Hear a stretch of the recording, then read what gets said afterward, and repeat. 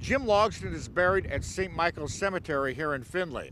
He died in 2006 at the age of 85. On this Memorial Day weekend, there's one amazing story about this World War II veteran that has his son very proud of his dad. Jim was a B-26 pilot stationed in Corsica, Italy with the U.S. Army Corps 320th Bomber Group.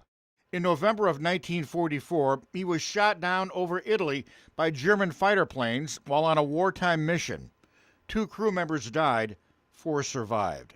They ended up in a German prisoner of war camp, which was liberated by U.S. troops in January of 1945. Jim never talked about the crash until months before his death. You could tell he still had a lot of feelings about that.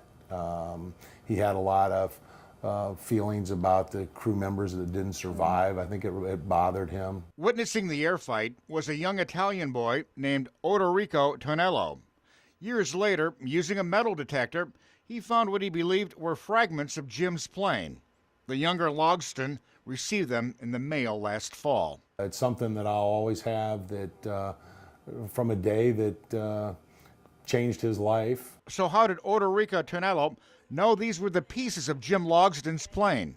Before being captured by the Germans after the crash, Jim introduced himself to a nun Tonello met years later. And he had spoken with a nun there, and in this letter he talks about how a nun told him that the pilot that got captured, his name was James Logsdon.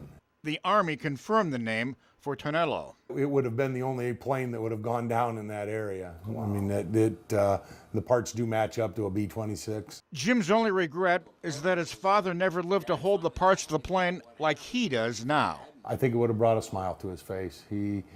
Something that he had put behind him, and at the same point, I think all of us seek some type of closure on events in our lives, and I think it would have been good. Jim Logsdon was awarded a Purple Heart for that bomber mission.